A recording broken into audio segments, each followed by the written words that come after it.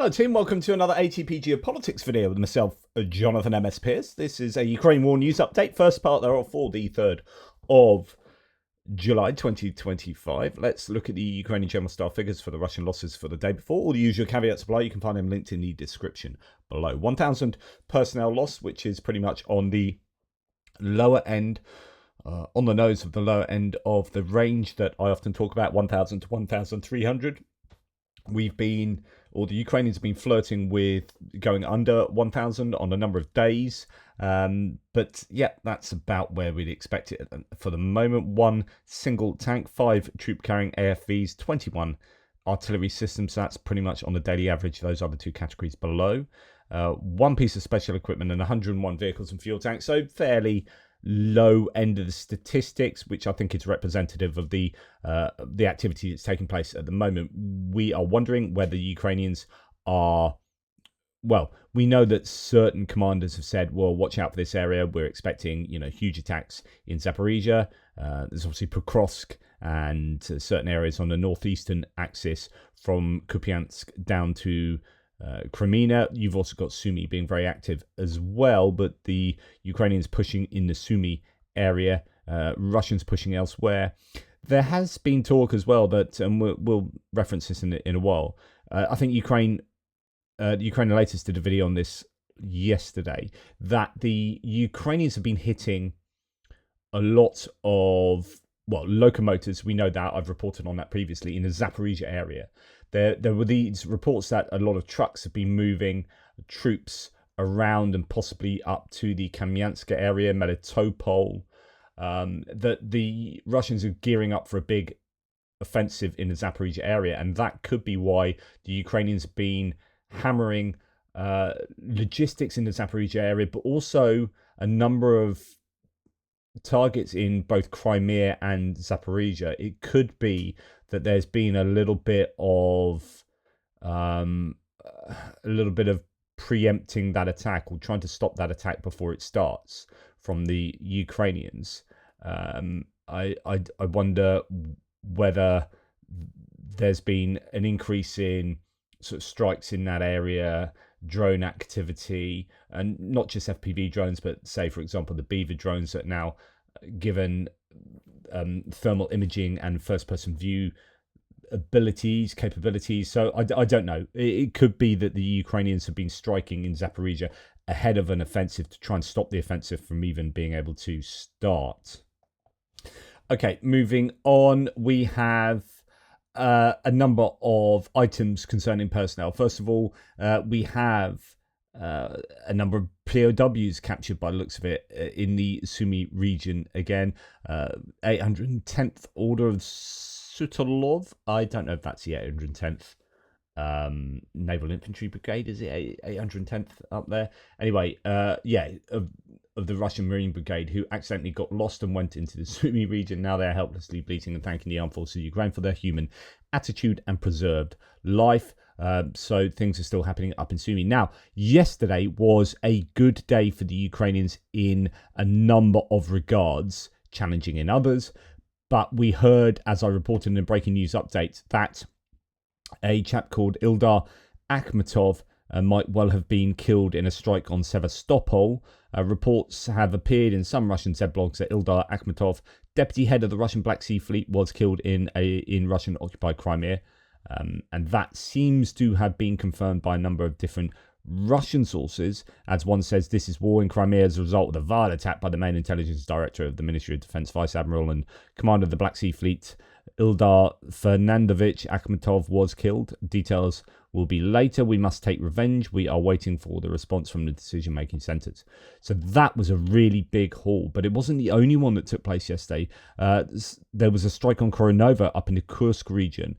Things are much worse, says this source. 4 hits to the forward command post of one of the brigades. More than 10 people killed, many of them senior officers. Today, Russia lost one of its heroes, although all those who died were heroes. And this is with respect to Deputy Commander of the Russian Navy, while being in charge of the Marines in the Kursk direction and essentially continuing to command the 155th Naval Infantry Brigade. So he used to be in charge of the 155th, might well have been sort of de facto in charge of it again. Major General Mikhail Gudkov, hero of Russia. All the same, official channels won't be able to hide this information for long. He was such a bright and outstanding personality. Our condolences to the family and friends of Mikhail Evgenyevich, to all who knew him. So another significant loss for the Russians there. Strike on the Russian command post reportedly eliminated Major General Mikhail Gudkov, Deputy Commander-in-Chief of the Russian Navy. Over 10 others were also killed, most of whom were senior officers. And that's what you can see reported here as well. Former commander of the 155th Naval Infantry Brigade. They were originally down in Vuhledar, an absolute mauling down there. So the analyst says a bad day for Russia. The Telegram channels are full of it decrying the death of the Chief of Staff of the Black Sea Fleet. That's the second one. Previously, the commander of the Black Sea Fleet was killed in another strike on Sevastopol, on the naval headquarters there, way back when Storm Shadows slammed into that building. The last one they tried to pretend was alive when he had been killed by a Storm Shadow flying through his HQ window in Sevastopol. Then it turns out the Ukrainians have been bombing the crap out of Russian forces preparing for an offensive in Zaporizhzhia. So this is just what I was talking about, destroying HQs, arms depots, drone operator centers and logistics, seemingly with complete air superiority, especially paying attention to the tracks and trains of the new lateral rail line. Long-range drones blew up an electronics factory deep inside Russia that made Tor missiles, and this all comes on top of a week where almost every airfield within 1,000 kilometers is considered a high-priority target. The Russians themselves know they're no longer safe. The degradation of Russian forces continues, says the analyst there. So quite upbeat synopsis. There was also another, and I don't know what happened to the previous car explosion that happened about, was it 4 days ago? Really big car explosion in Moscow. I presume that was an assassination. Then yesterday, a car carrying an 80-year-old veteran of the USSR KGB caught fire in central Moscow. Eyewitnesses say there were several more explosions. I don't know if that denotes any sabotage activities from the Ukrainians, but that happened in Moscow yesterday. Then what do we have? GUR continued Operation Dronecide. So I've been talking about this a lot recently, how the Ukrainians are really focusing on taking out drone operators. They have a really high value in the points scoring system that the Ukrainians are operating. So this, as Max25 says, Dronecide is a comprehensive destruction of positions of Russian drone operators.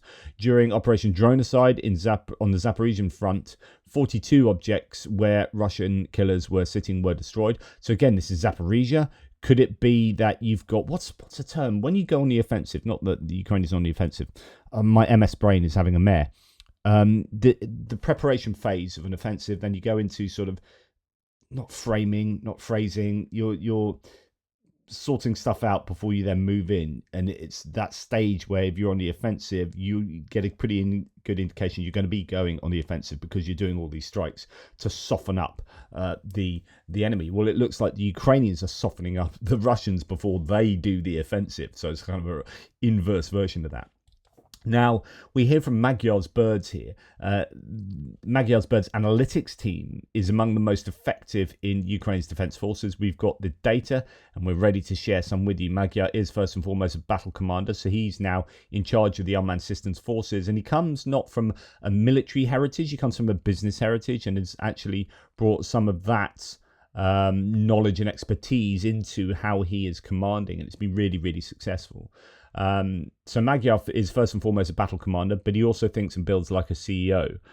That's why we've launched a LinkedIn account, a space where military logic meets operational precision with real numbers and battlefield lessons. Here, Magyar Birds is not just a unit, it's a company, and Magyar is not just a battlefield voice, he's a system builder. No memes, no flaming worms. Yes, we love them too, but they won't live there. Not that they're alive anywhere else. Just precise, hard results. The kind you can show your boss without blinking. So they are starting like a LinkedIn account. This is like a modern war, isn't it? Where you've got social media, you've got PR, you've got fundraising, crowdsourcing. And then here we've got a LinkedIn account to effectively disseminate analytics on the strikes they're doing. So we already know, I didn't share with you, but they keep coming out with the top, it's like 10, top 12 units in Ukraine in their drone operations and the points that they're accruing against each other. And I think Magyar's Birds were top of the list in the one that just took place. But yeah, that's how it is in this modern warfare environment. So results of a HIMARS strike. I don't know where this is. Military location somewhere. One presumes some kind of command post, but just sort of throw that one in there. I don't know if any news will come out concerning that. That's just come out now. So that's why that's thrown in. But we have some fascinating visuals of a Raven system. This is the Supercat chassis that the UK has provided with air-to-air missiles put on them, obviously from the surface position here, and they are, you can see that they are having success with these Ravens, and the UK is actually getting a bunch more of these out to Ukraine. So it's always worth having a look at these images because you get a sense of what they've done, because they put the notches up on the side of the vehicle or the air defense system here, and that's not all of it. You can see it goes around the front a little bit there. So this is probably not all that you can see on the Raven, but this has taken out an awful lot of stuff. Now you've got different drones going on here. You've got the Shahed drones, you've got Orlans, I think they are, you've got Supercams and Zalas. You also got cruise missile thrown up there too. So yeah, fascinating to see this and see how many successes that this one system has had. Okay, right, we're going to move on to, I don't know quite what happened here, but there was a massive explosion yesterday in Zhytomyr region in Ukraine. 2 people are confirmed dead, 15 injured. Actually, it's way more than that now, certainly in terms of injured. So it was originally reported that this was a gas station that blew up, and that was a massive explosion, as you can see there. Just really big.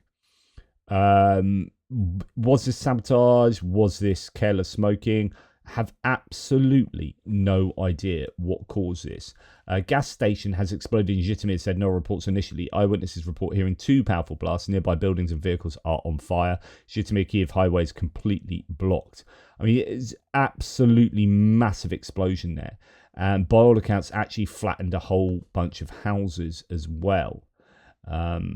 So there, you can go and check that out. It's just phenomenal footage of an incredibly big explosion.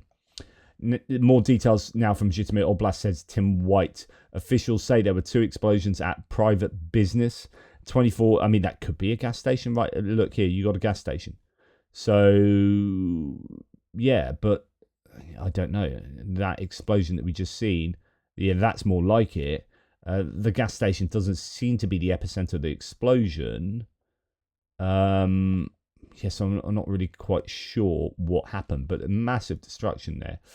Officials say there were 2 explosions at private business. 24 people have been injured, 4 of them children. 25 private houses were completely destroyed. Explosions near Zhytomyr occurred on the territory of 2 production facilities. So that doesn't sound like a petrol station. Both enterprises were completely destroyed. The fire has not yet been extinguished, and that was from last night, though, so it probably has been now. And then Tim White this morning says yesterday's big explosion in Ukraine was the one in Zhytomyr region. Updated numbers of casualties shows 82 people needed medical treatment. 38 are still in hospital. 1 foreigner is among them, though their nationality has not been revealed. A reminder, 2 people were killed. Absolutely, staggering scenes there from Zhytomyr, but still completely unsure as to what exactly happened. But moving on, Ukraine may have bombed 5 Russian Shadow Fleet oil tankers with limpet mines, reports of Financial Times. So all 5 ships called at Russian ports weeks before the blasts. Experts blame Kyiv. Explosions hit 4 tankers in the Mediterranean near Libya and Malta, plus 1 in the Baltic Sea. EOS risks Martin Kelly, Libyan and other state sectors could strike again. State actors could strike again. The 5 ships, Villamora, Cardiff Group, Seacham and Sejul, Thenomaris, Grace Forum, Saimari, and EU-sanctioned Koala carried Kazakh oil under the G7 price cap. TMS tankers confirmed engine room flooding of 1 million barrels with 0 casualties. So that's a bit of a synopsis in kind of note form. Not really quite sure. I mean, if all of these were taking oil at under the price cap, then they're doing what they have been asked to do from the international community.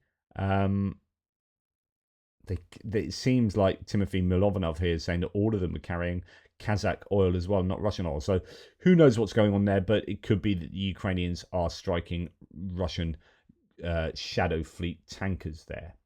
Right, moving on to distance strikes. Last night, Ukrainian forces neutralized 40 out of 52 Russian drones. That is 12 drones out of 52 getting through, which isn't a great interception rate, really. But luckily, it's a larger percentage of a smaller number.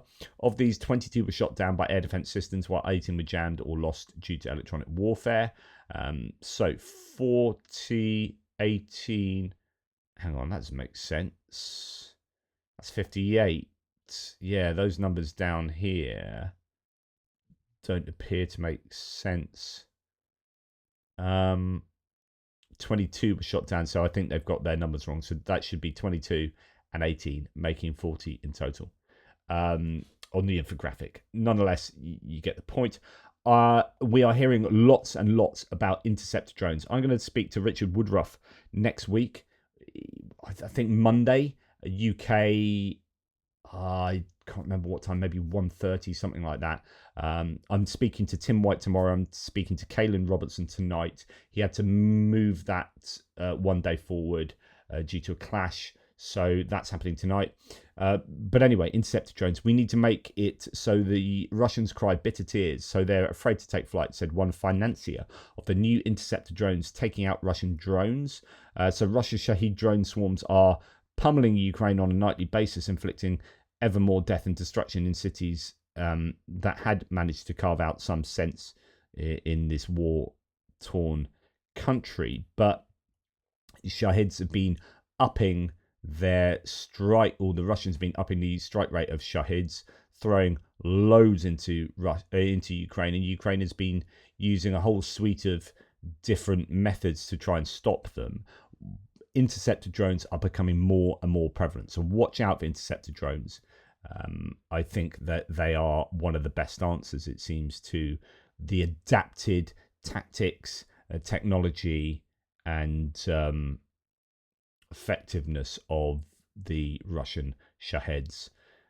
Now, there was a strike this morning on Poltava. There's footage coming out to show a fairly significant hit. It looks like it was on a recruitment office in Poltava.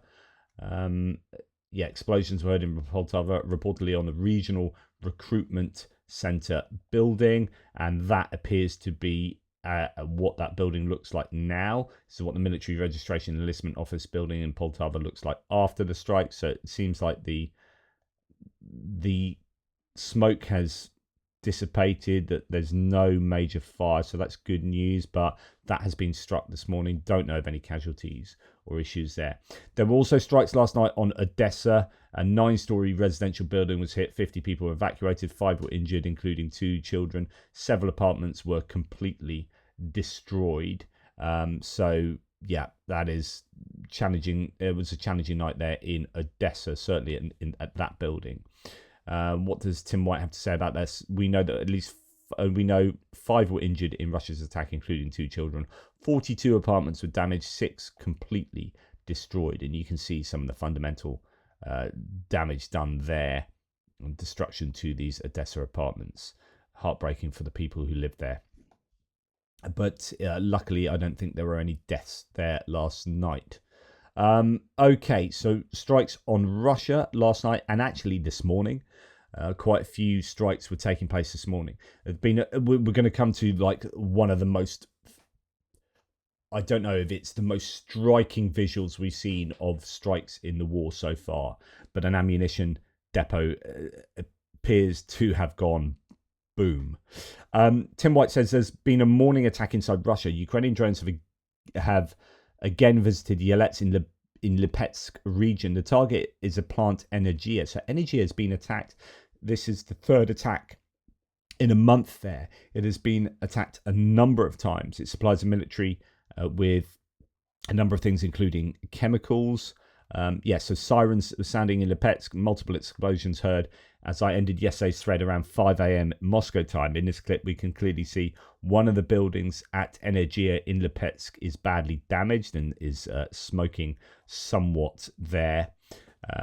What else do we hear? So this is again Lipetsk, an explosive night deep in Russia. Drones struck Lipetsk and Voronezh regions. Russian sources claim 69 drones were downed, but reports from local media suggest a hit on the Energia plant in Lipetsk and a major explosion at an industrial site in Kotovsk in the Tambov region. So I guess we'll hopefully find out more details about what was struck in the emerging hours. Friendly drones targeted Russia's JSC Energia in Lipetsk, says War Translated, a producer of drones and batteries for naval and aviation use. Russia's defense ministry claimed it downed 69 drones across Belgorod, Voronezh, Lipetsk, Kursk, and occupied Crimea. So a number of targets may have been hit last night, with the Russians claiming that they have pretty much taken the drones down. 3 people died in a fire in a plant in Tambov region. 3 more were injured, according to the acting governor Pervyshov there. Local media reports that a gunpowder factory in Kotovsk was on fire after drone strikes. And then there's this. So reportedly, this is a footage of an explosion at the ammunition depot in Russian-occupied Khartizhsk. I'm just going to see where that is in a second. It's by Donetsk city after an attack there. I mean, what an image of this. And we've just got a number of these images of just a huge explosion there. I can just watch out over and over. You can see the blast wave go out from there. Just incredible. And here, Donetsk Oblast, a Russian ammunition depot, that's it from slightly further away without it being zoomed in, suddenly vaporizes after a Ukrainian missile hit. So the Ukrainians certainly taking out some ammunition capacity there, that's for sure. And here we have that ammunition depot being on fire a little bit later. Secondary explosions clearly heard after Ukraine struck a Russian ammo depot. So continuing to detonate throughout the subsequent night. Hear a little bit of that there.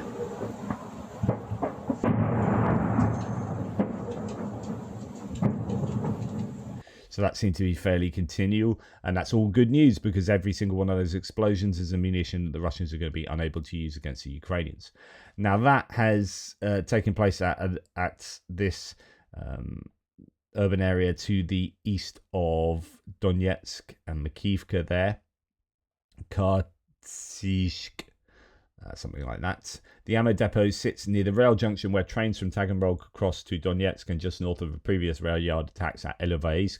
Ilovaisk was attacked much earlier in the war. There was a huge train full of lots of fuel carriages and massive explosions there at Ilovaisk in 2022 and 2023. I believe this ammo depot sits on the northern or northeastern part of town.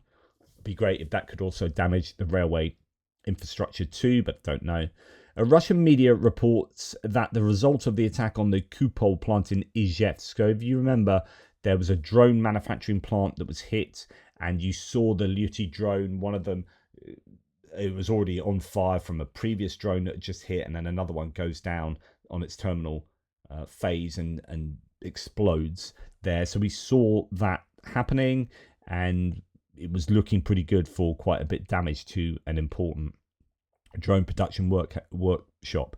Well, 4 of those workshops were damaged at once there. These workshops operated around the clock, assembling finished drones, processing metals and soldering microchips. A fire and a roof collapse were reported there. So just to remind you, I think we've got it here as another one comes in. Yeah, that's another one flies in and blows up there. That's one of the videos that we saw.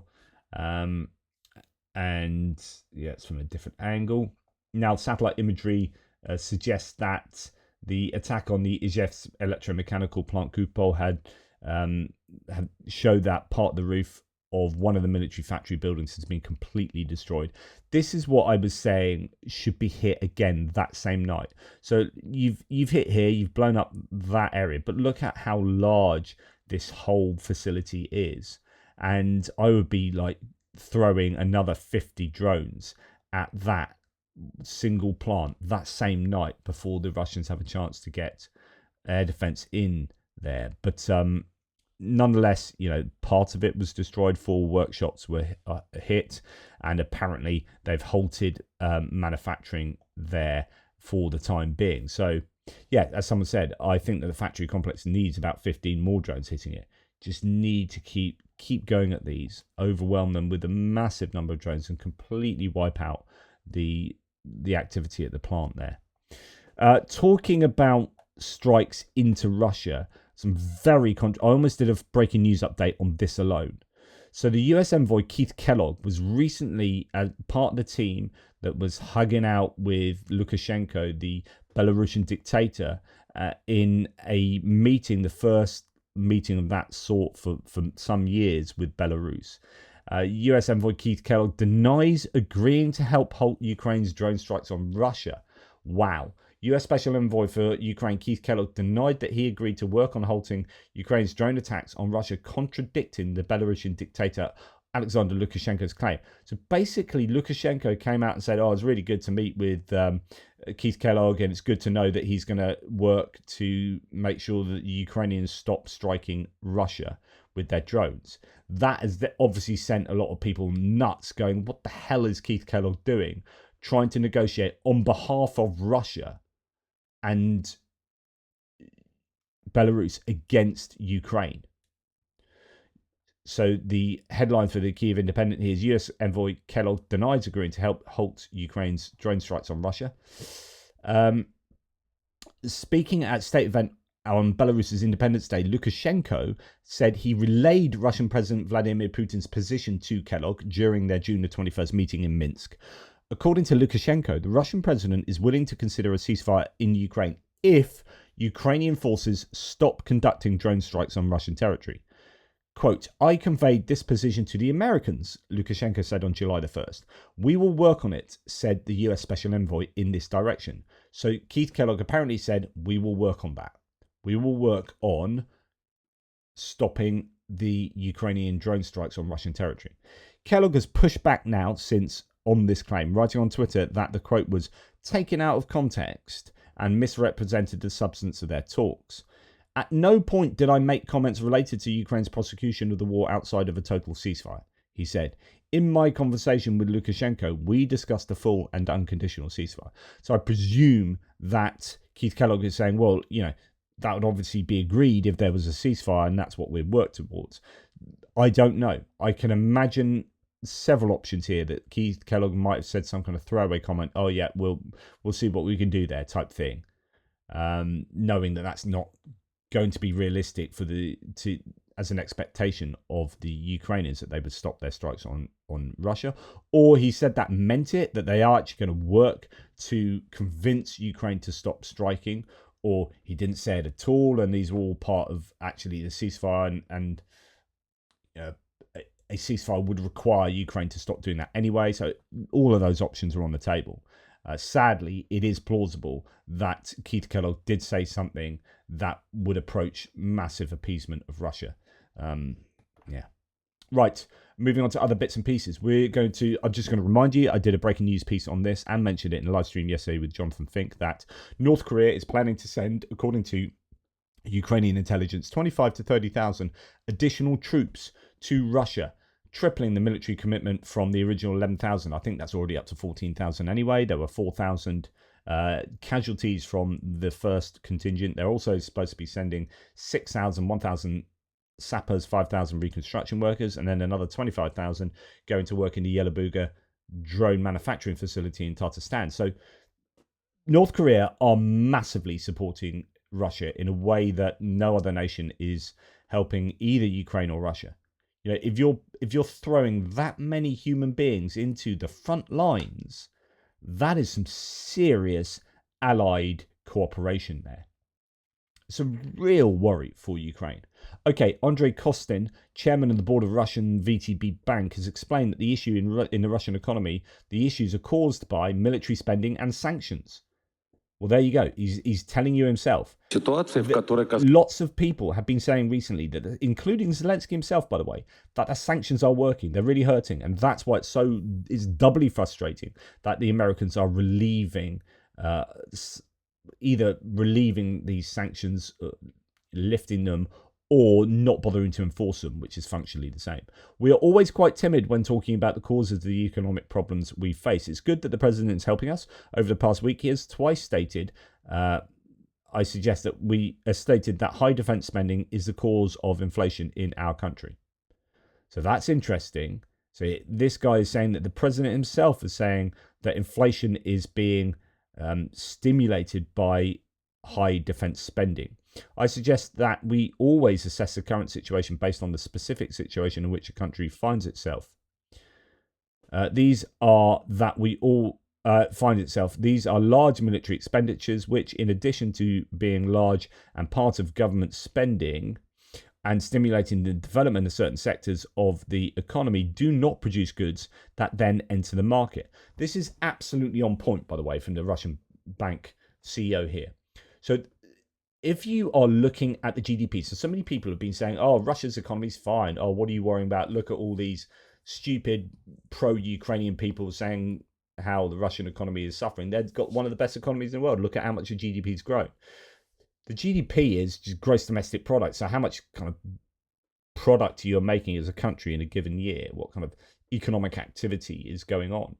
Now, if that's heavily focused on building tanks, those tanks and infantry fighting vehicles and weapons and whatnot don't go and produce more money. They don't stimulate the economy after they've been produced. So, for example, if you're making a bit of software, so you're producing some software, or you're making some computers, hardware or software, services, all these kind of things, those are products that you as a corporate entity or economic entity make or develop, and there's money in producing that. It goes into GDP, right? But then that goes into the economy. So then another company is using your computer to generate more money and GDP, or they're using your services, using your software.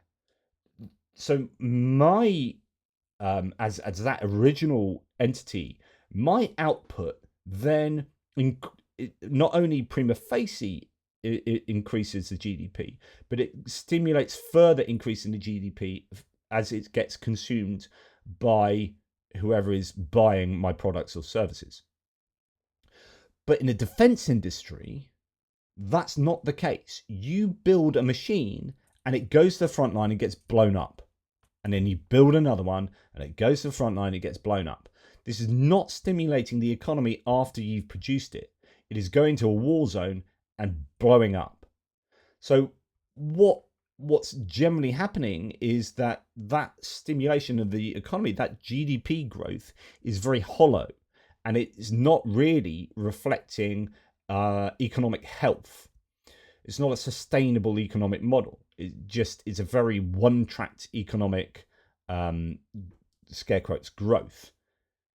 And that's what he's saying here. We're not producing. So let's just rewind.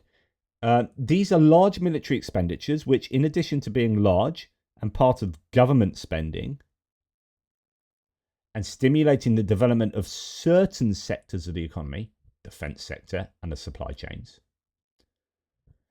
do not produce goods that then enter the market. These goods disappear somewhere, front line, and therefore supply does not increase in the market, but spending grows. So this is also government expenditure.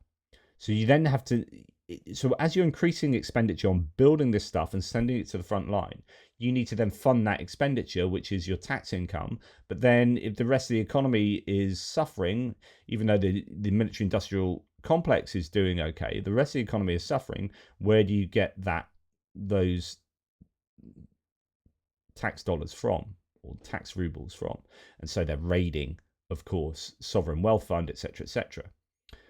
So he's saying, supply does not increase in the market, but spending grows. And then the second reason that cannot be ignored when we talk about our modern life is, of course, the huge number of sanctions. The president mentioned that there are around 28,000 sanctions, which may make many processes both more expensive and more complicated. So sanctions and war one-track mindedness are causing problems for the Russian economy. So then we can look elsewhere. Tim White says, here's something that made me do a double take this evening. The boss of Russian Sberbank, so another bank, said more than 1 in every 3 Russians saw their wages fall in the first half of this year. German Gref added that 1 in 14 saw their incomes cut in half or worse. Wow. Budget disaster for the Russian Federation, says Evgen Istribin. The balance of the treasury accounts at the end of June amounted to 8.245 trillion rubles. This is the lowest monthly maximum in the last 6 months. The maximum at the end of June was 300 billion, less than in May, taking into account the huge placement of OFZ in June. The budget deficit in June could amount to 900 billion. The arrow indicates the data as of June the 1st. Their budget situation is probably much worse than many experts previously thought. Such a significant drop in a month against the backdrop of high bond placements indicates a catastrophic situation. Here are the reference parameters of bond growth since the beginning of the year. They do not have enough money for the war, and they are increasing the debts at a huge rate, which of course then means they have to service those debts. Those debts become expensive, and so more and more government taxpayers' money is going into servicing the debt. This is the same problem with the United States. They get away with having the dollar as the international currency and a reserve currency, and that can affect things, but the national debt is going way up, and it's looking like the Americans are going to pass that disastrous bill. But it's economically very problematic. Now, here, back to Russia, there's the budget deficit for 5 months amounted to 3.4 trillion rubles. Probably another 900 billion rubles will be added in June. Okay, so add to that, let's just look at the hydrocarbons sector. Just as one sector, according to Reuters, Russia's gas exports to Europe have dropped to levels not seen since the 1970s. In the first half of 2025, only 8.33 billion cubic meters of gas were delivered to the continent via the Turk Stream pipeline, a 47% decrease compared to the same period in 2024. Gazprom has been left with 60 billion cubic meters of unsold gas. As I reported the other day, they don't know what to do with it, as China is unable to fully compensate for the lost European demand, with most European countries refusing to purchase Russian energy resources. The financial loss of the Russian economy has reached approximately 1 trillion rubles, around $10 to $11 billion. Europe is actively diversifying its gas imports. Volumes from Norway and Algeria have significantly increased, while imports of liquefied natural gas from the United States, Qatar and other suppliers have surged. Currently, Russian pipeline gas reaches Europe only through Turk Stream, primarily supplying southern European countries such as Hungary, Serbia, Bulgaria and other Balkan states. Okay, so that is an issue. Then we've got here more bad news from Russia. Total net profits of Russian organizations in April down 14%. So your total net profits in Russia down 14% in April. Mining in April, coal mining particularly bad, minus 71%. Profits in the oil and gas, minus 81% in April. Coal mining, says again Evgen Istribin, is a complete disaster, and that's data from the Russian Statistics Department, which you would imagine is going to be as positive as it possibly can be. In other words, that's the absolute most positive set of data that you'll get, and it's likely worse. Now, we hear from Prune 60, support for Russian coal miners will amount to tens of billions of rubles, but it seems likely they need significantly more than that. What's he talking about? Well, support for Russian coal miners is having to take place, I believe, to bail out the coal industry. The volume of financial support for the Russian coal industry will amount to tens of billions of rubles, said Deputy Minister of Finance of the Russian Federation State Secretary Alexei Sazonov in an interview published on Thursday. So the situation is getting worse, says Moscow Times. Russian coal companies face losses of 350 billion rubles. Net loss of coal companies in January to April amounted to 128.6 billion rubles. Looks like there's a good chance that the net losses for 2025 could be significantly more than 300 to 350. Well, it says million. I think that means billion rubles. So the decision has been conceptually made. Oh, no, that's someone else. So that's coming from Interfax. Net loss of coal companies in January to April there is huge. So then that has an effect further down the line on the economy, such as the railways. I've talked about loading capacity previously. That's a sign that you're not producing much stuff if you're not moving much stuff around on the Russian railways, and the Russian railways have been really suffering. So Russian Railways plans to pay dividends on preferred shares for 2024 in the amount of 11 billion rubles. The government leaned on Russian Railways again to pay dividends. This going to the preferred shares, and remember who owns all of those? The National Welfare Fund. So this is a way of them paying themselves. So Russian Railways is in desperate financial trouble, so much so that the government was struggling to find funds to help. Still not sure if that actually got this 15 billion that they were promised or not, but things were bad. So Russia to recapitalize Russian Railways by 15 billion rubles to purchase locomotives and trains. That was back in February this year. And I discussed in the most recent loading thread, so Prune60 does these threads on how much stuff is being loaded onto Russian railways. The Russian railways debt burden has been described as dangerous, but somehow they got people to lend them money, or at least it was reported they would. And then Russian Railways received a credit line from Alfa Bank for 400 billion rubles. And Russian Railways attracted a syndicated loan of 19 billion rubles to finance the investment program. So basically, they're not making enough money. They're having to get money in from outside in order to, invest in the infrastructure, which is super important. But instead of putting that money to fixing the massive problems at Russian Railways, the government has told them to pay dividends. So they're borrowing in loads of money, then having to pay dividends into the National Wealth Fund with the borrowed money. But that's how I understand it. They're 100% owned by the government. Those dividends are paid to the National Welfare Fund, which the Ministry of Finance controls. Then typically the Ministry of Finance takes those dividends and applies them to the budget as income. And they're doing this because they're desperate for revenue. This is really, really bad. So this means that this will continue to get worse. And this is the loading rolling daily averages. And what we want to look at is this black line at the bottom, which is 2025. And it is way, way worse than 2024, which was worse than 2020. And that was because of COVID, right? Then it kind of went up to 2022 yellow. Then 2023, actually a little bit more. 2019 at the top there. And 2021 here. So then COVID, then a slight improvement. And then last year, the economy was really struggling. So after the sanctions of 2022 and 2023 really kicked in, and the US came on board with sanctioning as well, then the Russian economy really suffered. And that can be reflected in how much stuff was getting moved around the Russian railways. And 2025, disastrous and getting worse. So Prince says it's only going to get worse. So I just thought I'd hit you with all of that.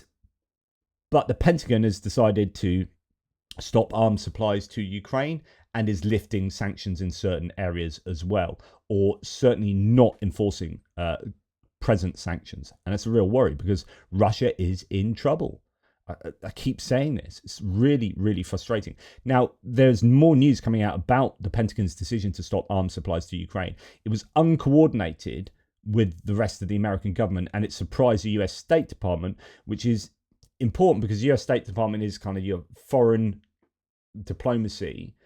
But also, Marco Rubio, Secretary of State, has like 4 jobs at the moment, not least, National Security Advisor replacing Mike Waltz. Like, none of these people seem to know what's going on. Anton Gerashenko said a comment from the Pentagon regarding, we didn't say this, he reports this, he transcribes the Pentagon saying, The Department of Defense continues to provide the president with robust options regarding military aid to Ukraine, consistent with its goal of bringing this tragic war to an end. At the same time, the department is rigorously examining and adapting its approach towards achieving this objective, while also preserving US military readiness and defense priorities that support the president's America First agenda. In other words, yeah, we've got options for helping Ukraine, but America first. And we will not be providing any updates to specific quantities or types of munitions being provided to Ukraine or the timelines associated with these transfers. In other words, but America first, and we're not going to tell you what aid is or isn't going. We're going to keep that private, thank you very much, because it's too embarrassing. But the Secretary will continue to make recommendations to the President for his decision on military assistance to Ukraine going forward. And this is when we then hear that Megan Mobbs here, who's a daughter of Keith Kellogg, the special envoy, saying, for those on here saying that, of course, POTUS knew about the halting of aid shipments to Ukraine, you clearly have no idea how any of this works. The decision likely happened completely outside his awareness. So, given everything happening with the One Big Beautiful Bill, in other words, Trump would have known about this, and I would agree with that. Michael Weiss says, then someone please tell him, and be sure to note that the guy who made this happen looks and sounds like someone who would have denied Trump entry to a country club in the late 1970s. More to the point, we're hearing that Trump didn't know that Medicaid is being cut in the One Big Beautiful Bill.